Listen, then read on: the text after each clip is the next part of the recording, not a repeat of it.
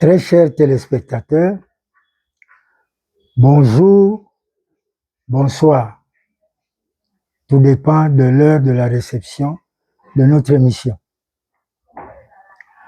Dans le numéro précédent, nous avons abordé la thématique des évaluations.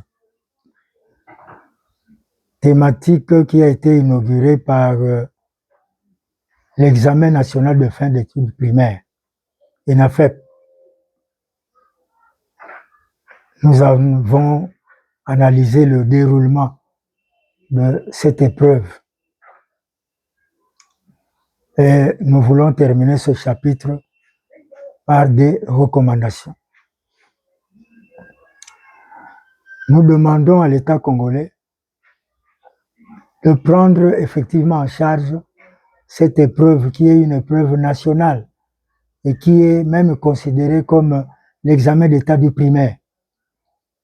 Parce que il y a une ligne budgétaire de l'ordre de 200 millions de dollars qui est prévue pour l'ensemble des évaluations.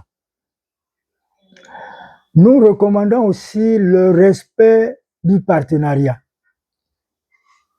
c'est-à-dire dans la répartition de postes de responsabilité,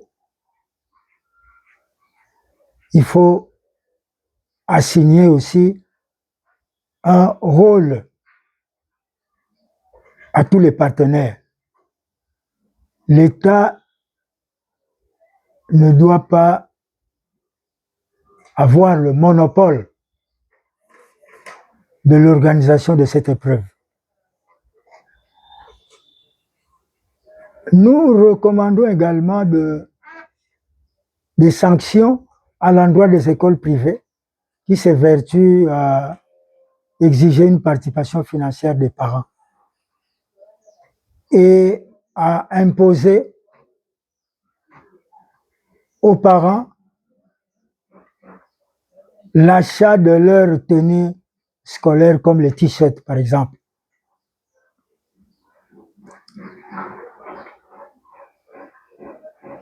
Voilà ce que nous avons retenu comme recommandation. Alors pour les autres aspects, comme nous l'avons dit, comme la surveillance, nous y reviendrons lorsque nous allons parler d'autres évaluations. Entre les évaluations, entre ce sujet des évaluations, nous avons intercalé la rubrique à la découverte de. Cette rubrique donne l'occasion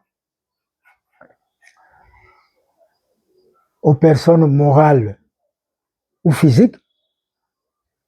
Les personnes morales, ce sont les écoles, les bureaux gestionnaires, les bureaux d'inspection, les associations des parents, les associations d'anciens élèves, les structures d'encadrement des enseignants sur le plan sanitaire, etc., etc. Donc, ces différentes structures auront l'occasion de s'exprimer, de dire au public ce qu'elles sont et ce qu'elles font.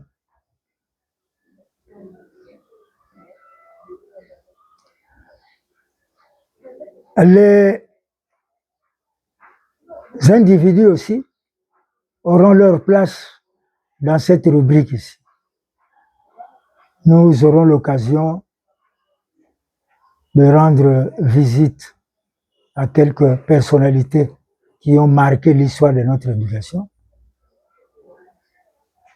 pour que le public puisse avoir des informations sur ces personnalités-là. Hein? Pour que le public sache ce qu'elles sont devenues. Alors, il y a beaucoup d'autres rubriques ou beaucoup d'autres sujets que nous allons traiter. Nous parlerons de la politique éducative de la RDC. du financement de l'éducation, les applications, pardon, les évaluations, nous avons commencé à en parler. Nous parlons de la gestion du personnel.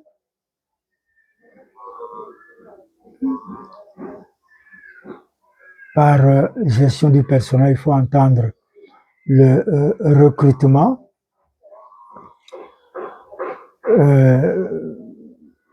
la gestion quotidienne,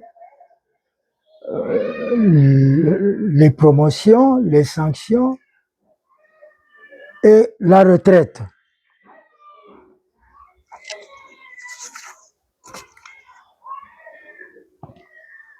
Alors,